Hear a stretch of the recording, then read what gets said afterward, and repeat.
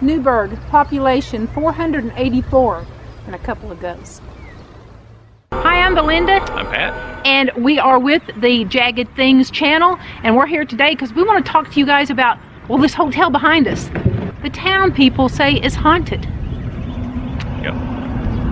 It was built in actually it opened in 1884, and now it is owned by a local group of women, and one of them let us go up and video the inside of this place, and when we were editing it, we found something kind of astounding. We were pretty shocked what we found where we packed. Oh yeah. We didn't expect to find anything. We were just going to take you through and tell you the story of who lived and who died in this house, and the local people's stories, and talk to you about it. We didn't expect to find anything, but we did. And we want to share that with you guys, so stick around. You're not going to believe what we found.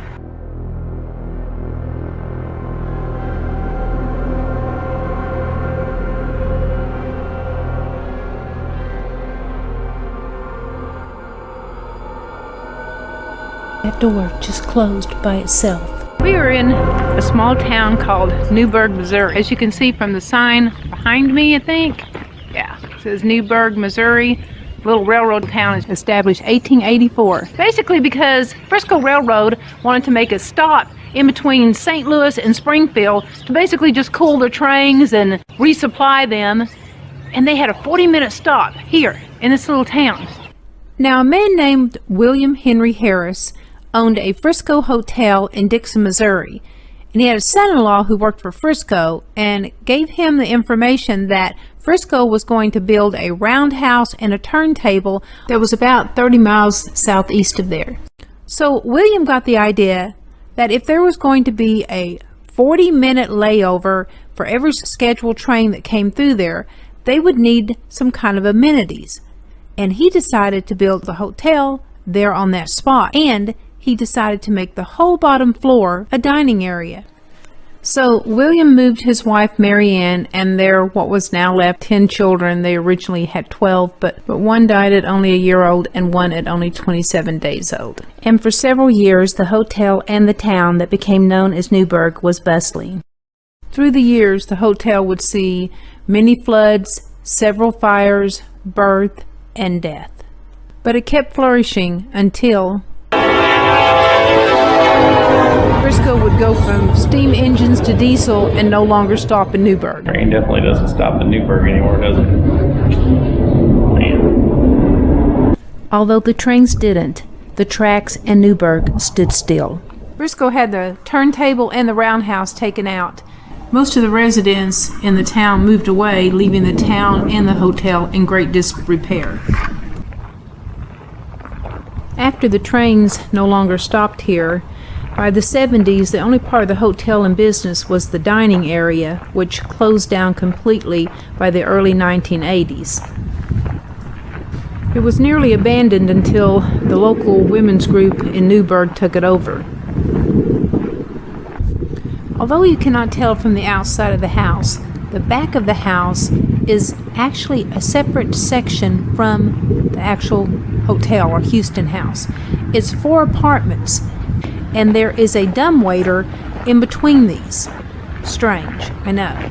This in the back that you see is the actual house that he had built. But the family didn't live there much, although he had the house built for the family. Basically, the railroad workers lived there. One of the things the locals say is that they have seen a man up on the 3rd floor waving at them. Could that be William? It's time to go in and see if this hotel is really haunted. But our main thing is the ghost of the house. And if you have any ghosts? Supposedly there's an old man on the 3rd floor, and there's 2 kids on the 2nd floor, and he takes care of the 2 kids. Now, could this be the same ghost seen in the 3rd floor window waving down at people? One time we used to have on the part we just came out of, we had a little resale shop in there. We had a watchman that lived there. I was over here working one day in the Annie's alley, and I heard a noise. The door in between would never stay shut. So I just bought one of the eye hooks and put it there. And one day I went out there to shut the door. Well, I heard somebody in the kitchen, and he used a crutch most of the time, and it just sounded like a crutch, and it sounded like he was pulling something behind him. So I thought, oh, he's going to the river, and he came to get ice. You know, because at that time we had an ice machine, and it never emptied out unless I emptied it. So I thought, well, Norman's come over to get ice, go to the river. And I opened the door in between, and there was not a soul there. Yep. And I wouldn't have been any more surprised if there had been 100 people. Right. You know. Wow. And I told him, I said, well, I think we have a peg leg ghost. And that's exactly what it sounded like. So it was loud. Oh yeah, I could hear it with the door shut in between. Oh yeah. And you know, but I was here by myself, and it just didn't. Whatever. Yep. I'll explain more about the peg leg ghost later on, and the story is as compelling as it is interesting. I hear that people have seen in one of the windows, this is the third floor, where they see somebody waving. Yeah. Can you still go on the third floor? Is it safe? Okay. Yeah. Cool. I mean, I go up there, and I take people up there. You just have to watch where you walk, because there are a couple of places. Headed to the third floor to see if we can get a glimpse of the waving ghost. Don't depend on the rail too much. It's okay, but I just don't know if I should trust it. I like the closets. Yeah. And you know, even though some of them have shelves and some of them, there's hooks up there, but they didn't need any more room than this. That's right. And this is the window you were talking about. Be careful where you're walking, Heather. There's a hole right behind you. Mm-hmm. This is the window. They say they see the old man in. We were so fixed on this window, and this moved so fast that we didn't even see it until editing. That's kind of interesting. I just want to show you what. You tell me what you think.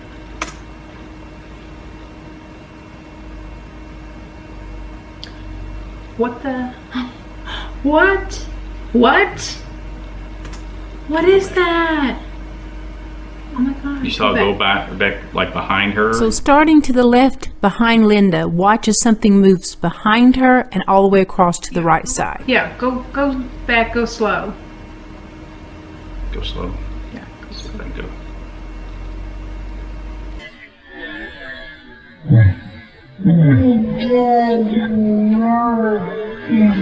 It's not her shadow.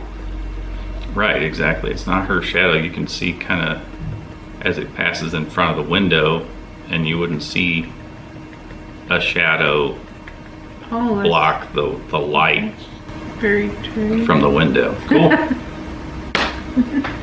We did it! Yes!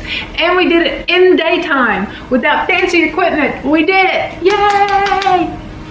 Still wanting to see it again. Yeah, I want to see it like over and over and over and over. We got to show it to her. Yeah, I definitely want to see next Thursday at the next lunch what Linda's response is. We're going to set this up and we're going to see Linda's reaction. Just let her kind of tell us what she thinks she sees. If she gets the same reaction that we got. So you're standing in front of the door, and This is on the third floor, yeah. yeah, I'm sure you know where it's at. So, but it just looks like something's behind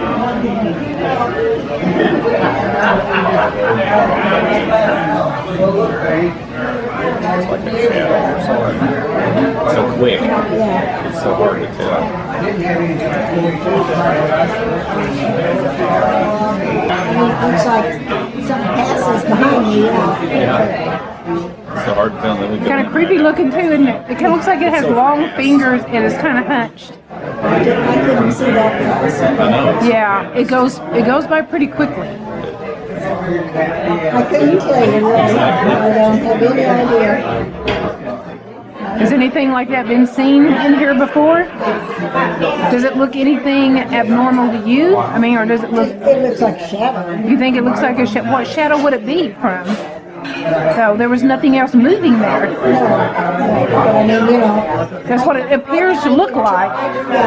But it's not my shadow, it's not yours, and it's not his. So, and we know no one else is up there but the three of us that we know of.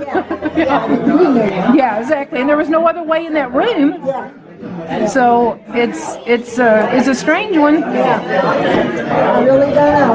Don't have any idea. Nobody has ever, to my knowledge, seen anything like that except for, like I said, the people that say they saw someone at the Exactly.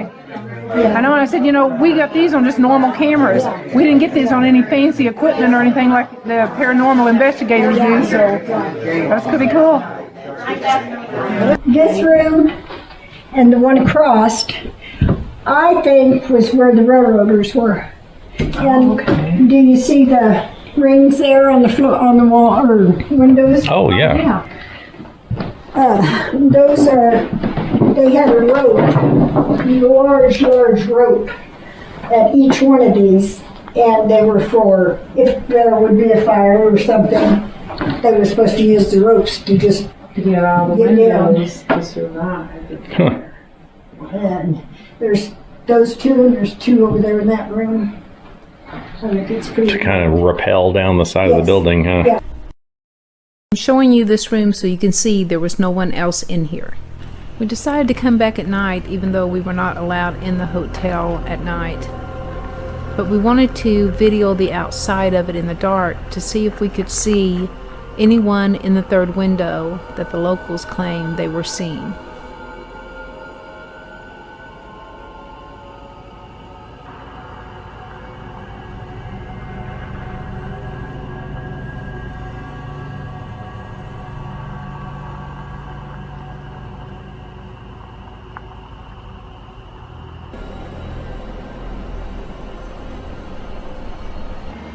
Now, we didn't catch anything in the third floor window, but we did catch more on the inside of the house. Stick around because I'm going to show you this later in the video. First one to die was Marianne in 1905, and William followed in 1906, but both died in this house. We are here at the Dixon Cemetery in Dixon, Missouri, to show you where William and Marianne Harris were buried. All right, the graves aren't marked, but we found a picture online and kind of lined it up with the trees and stuff and the other headstones, and we found where William and Marianne are buried. Let's go out there. So here's the headstone. It says William Henry Harris, born September 13th of 1838, died June 12th of 1906. And this one is Marianne, wife of W.H. Harris, born October 28th, 1889, and she died in 1905. In 1906, after William Henry Harris passed away, the house went to his daughter Martha, better known as Maddie. Maddie's full name was Martha Elizabeth Harris Houston, hence the name Houston House. Maddie had 6 children, and out of those 6 children were a set of twins, Helen and Homer.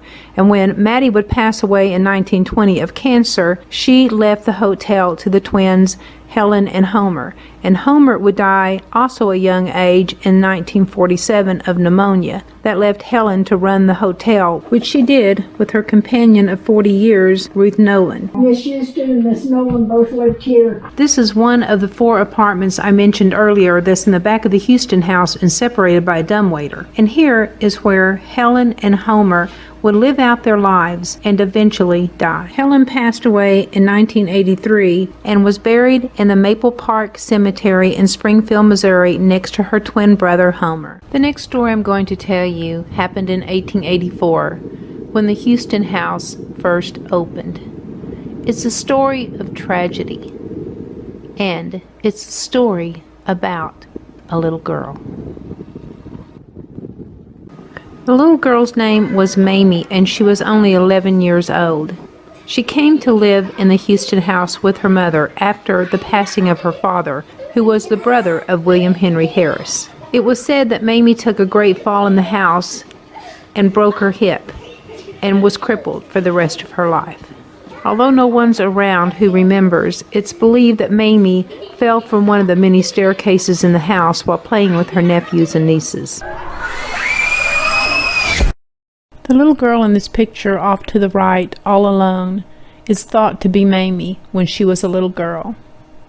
Now at the end of this hall, on the second floor, is where Mamie would live out the rest of her life.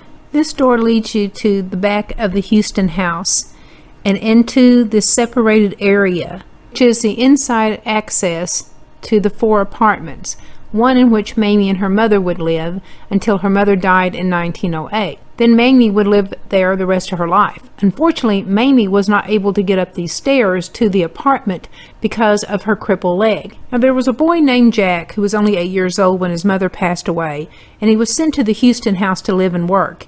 And he worked here until he graduated from high school. And one of his jobs of many was to put Mamie on the dumbwaiter to lift her up to the apartment every day and back down again. That would be one of his jobs for 10 years.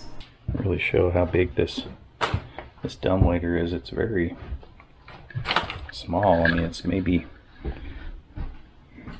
a couple of feet across, you know, just big enough for a person to stand on. Oh, and there's the counterweight, so that somebody at 8 years old could actually lift a person. And then Yeah, exactly. pulley is all the way up there. Pulleys. Big old heavy cable, of course. Hole in the floor. Leads downstairs to the kitchen. I'm standing in front of it. Just big enough for one person. When Mamie was in her 20s, she helped Martha in the kitchen. But when Martha passed away and Helen took over the hotel, Helen became busy because she was superintendent of the public schools and she was also president of a local bank. Those who remember Helen say she was a very stern employer. She was known for throwing things at employees. One time she even threw a knife at a hotel employee. Helen put Mamie in charge of the kitchen and the dining area, and they say she did until the day she died. Now in 1990, in the Newburgh Heritage, a Miss Helen Berg wrote this: Miss Houston's aunt, Mamie Harris, a crippled lady who walked with a small kitchen chair before the day of the walker, literally ruled the place from a stool at a table in the kitchen where she could see and hear out into the dining room. Now, do you remember the story Linda told us earlier about the peg-leg ghost? Well, I heard somebody in the kitchen, and he used a crutch most of the time. And it just sounded like a crutch. And it sounded like he was pulling something behind him. I told him, I said, well, I think we have a peg-leg ghost. So, could Mamie be the peg-leg ghost? Could the sound of a peg leg be Mamie using a kitchen chair as a walker? And the dragging noise be her dragging her bad leg behind her, which may have been in a brace since she was a child? Tell me what you think. Do you think Mamie is the peg-leg ghost? Now remember, Mamie lived her entire life from the time she was 11 years old until she died in this hotel. It was her whole entire life. She probably never left it, maybe not even after death. We are here in the Newburgh Cemetery to show you where Mamie and her mother were buried. So here's where Mamie lies. She was born, she was born in 1873 and she died in 1952. And this is her mother's tombstone, Mary Jane. It says Mary Jane died, oh gosh, she was born in 1838, Yep. and she died in 1903, 1903. Asleep in Jesus. Notice on the right of Linda there are posters hanging up on the wall. This was during our first visit to the Houston house. On our second visit, we were headed toward the dining room to show Linda what we found on camera. We hear a loud noise and turn around to find this poster on the wall behind Pat. I barely missed hitting him. The letters that fell off the poster spelt friend. It makes you wonder, was this a warning that we were not their friend? Something telling us they didn't want us here? This did not want us here. Something didn't want us to show Linda what we caught on camera, or just a coincidence. Today, we'll be videoing without a guide. It is extremely cold in here. I do know that much. Alrighty, here we go. Ooh.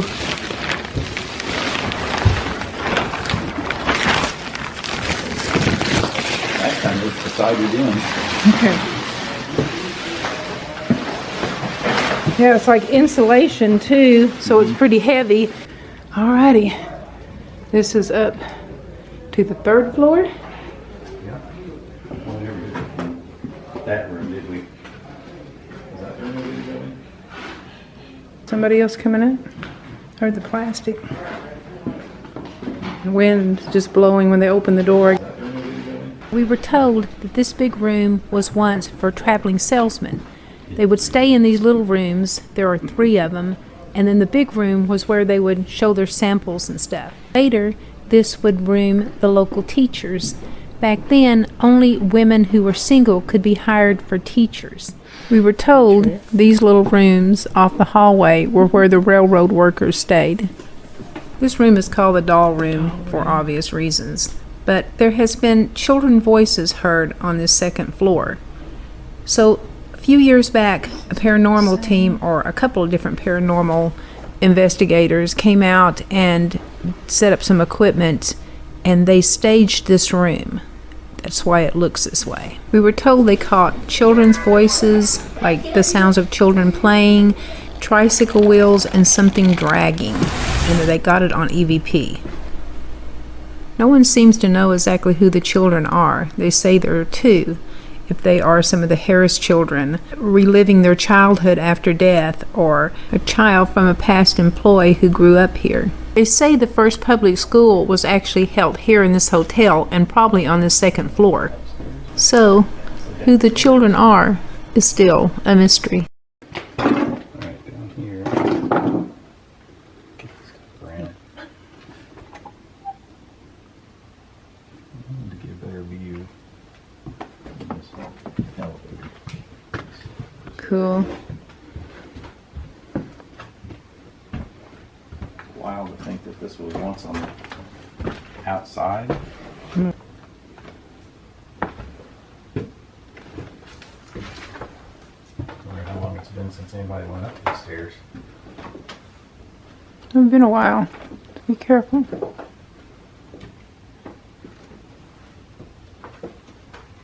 Alright.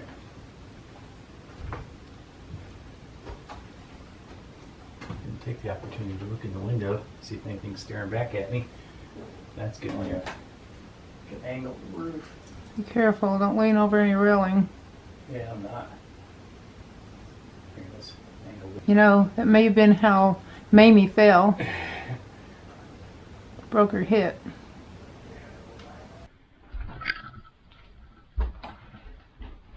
Didn't take the opportunity to look in the window, see if anything's staring back at me. That's good. That would have been creepy. Excellent. Okay,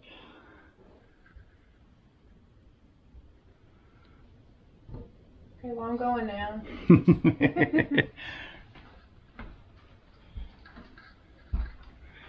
What's in there? It's like the roof.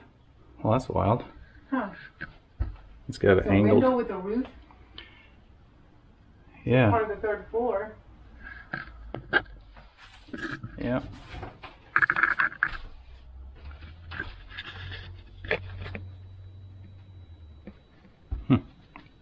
There's definitely like an angled roof. Careful, don't lean over any railing. Yeah, I'm not. Here, let's angle this back so we can.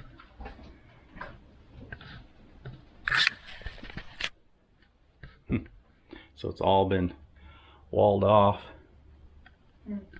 Interesting, yeah. All right. Time to come down. Curiosity about stuff on this level that we hadn't checked out.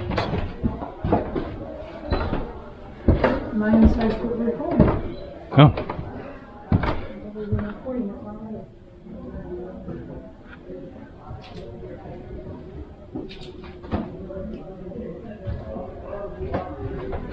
And that was the doorway that we saw the shadow.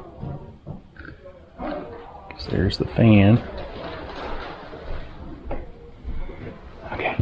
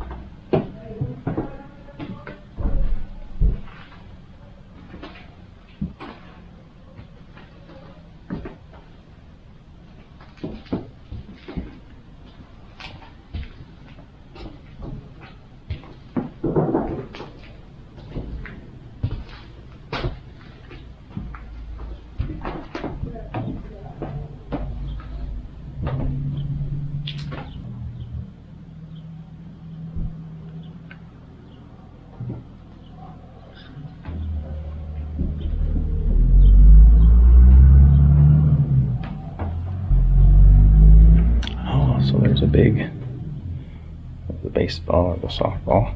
Here's what Linda told us about this softball and stool the first day we were here. Yeah. Yes, little stool and that ball. There's in some of these. There's those peanuts, packing peanuts for store to keep the heat up or out or whatever, depending on the time of year, you know, for insulation anyway. But the last paranormals that were here had put that stool up here and had the peanuts all the way around it because they wanted to see if those two kids came up to play with it. Well, nothing ever touched any of it. But I came in one day and was on the second floor, and the ball was down there on the second floor. Okay. And I know it was sitting right there where it's at now, because I'm the only one that comes up here. Exactly. And I know that's where it was at. You guys just leave it there to see if it moves again. Yeah. Yep. It's been there for a long time now.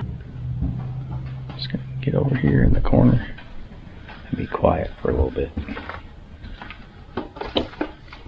We didn't catch anything on the third floor that night, but stick around because we did catch something on the second floor.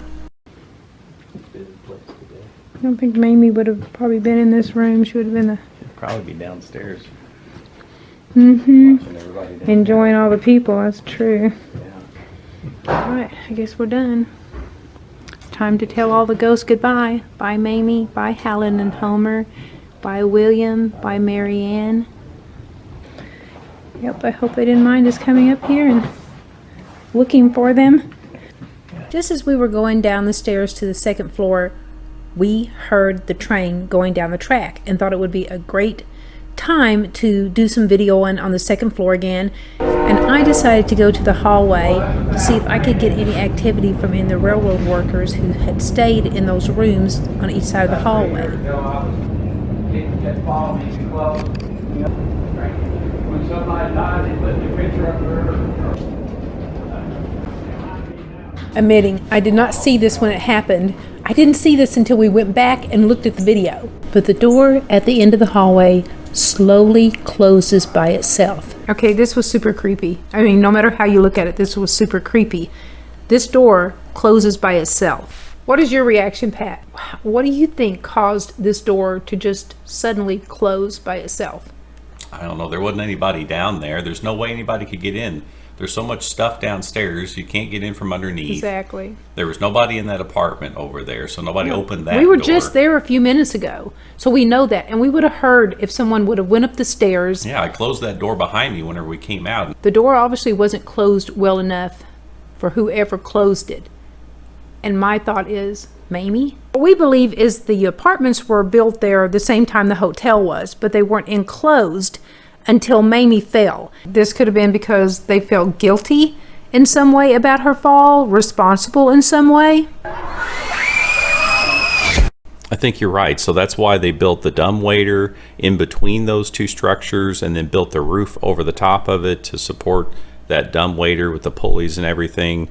So that way they could hoist her up to her apartment and then down in the morning to into the kitchen. the kitchen. That's Exactly. right. Anyway, we feel it was Mamie. Who do you think was behind the door? Let us know in the comments. Last part. So this pretty much ends our investigation of the Houston house in Newburgh, Missouri. Okay, right now we're going to end this. We're going to tell you guys goodbye, and we want you to comment. Let us know what you think about what we found, and about all the stories and all the information together, and what you think may be living on that third floor. We would appreciate that. Right, Pat? Heck yeah. So until next time, we're going to tell you, stay jagged. See you next time, guys. Thanks for coming along with us. Bye. Bye.